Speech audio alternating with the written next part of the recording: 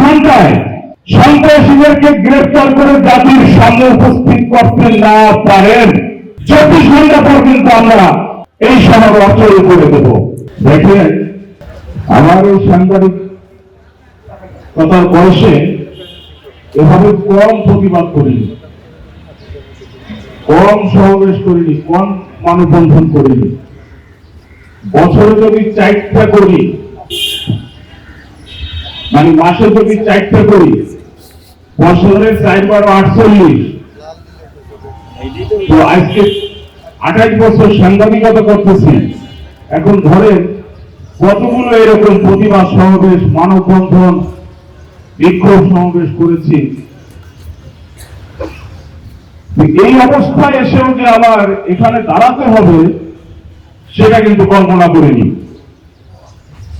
সেদিন grand reporters অ্যাসোসিয়েশনের সদস্যদের উপর, তাদের পরিবারের উপর যেভাবে আক্রমণ করা হয়েছে, আমি যেটা শুনেছি তাতে আমার মনে হয়েছে ফিলিস্তিনে সাংবাদিকদের উপর যেভাবে ইসরায়েল আক্রমণ করে সেইভাবে একটা আক্রমণ হয়েছে ওখানে।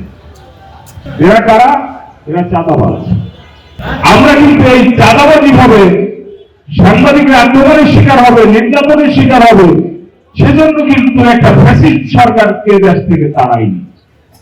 শেখ হাসিনাকে দেশ থেকে তাড়িয়েছে দেশের মানুষ স্বাধীনভাবে কথা বলবে, গণতন্ত্র পুনরুদ্ধার হবে, গণমাধ্যম মুক্ত হবে, দেশ সার্বভৌম অবস্থানে যাবে, ভারত সহ ভিনদেশী যে আধিপত্য আছে সেটার কোনো ছায়া আমার দেশের উপর পড়বে না। সেজন্যই কিন্তু ফ্যাসিস্ট সরকারকে তাড়ানো হয়েছে, এদেশের মানুষ দাঁড়িয়েছে। আমরা কিন্তু এখন মাইক খাওয়ার জন্য শেখ হাসিনাকে তাড়াইনি।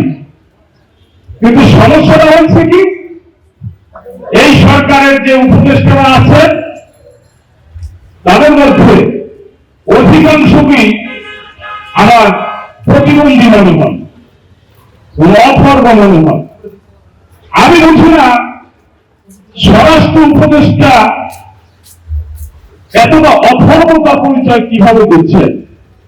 এইরকম একজন মানুষ সেনাবাহিনীর জেনারেল কিভাবে হলেন, আমার কিন্তু মাঝে মধ্যে আমি ভাবি এই কোয়ালিটির একজন মানুষ সেনাবাহিনীর মেজর জেনারেল হচ্ছেন, আবার লেফটেন্যান্ট জেনারেল হচ্ছেন, আবার এখন স্বরাষ্ট্র উপদেষ্টা হয়েছেন, তাদের ভাগ্যতে মায়ের যোগ্যই।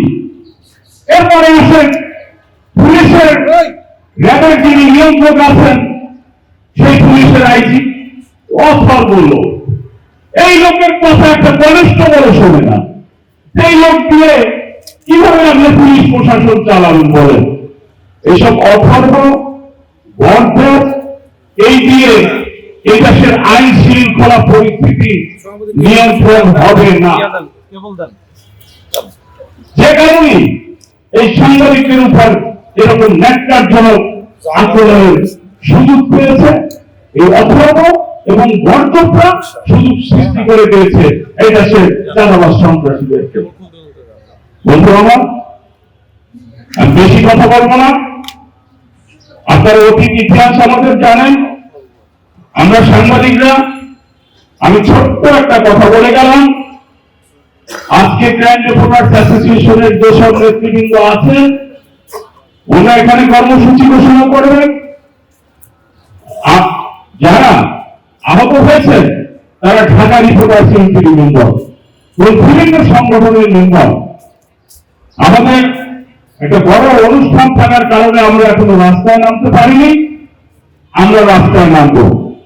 আজকে যে কর্মসূচি গ্র্যান্ড রিপোর্টার্স অ্যাসোসিয়েশন ঘোষণা করবে, এখানে ইউনিয়নের নেতারা আছেন, আমি ঢাকা রিপোর্টার্স ইউনিটির সভাপতি আছি।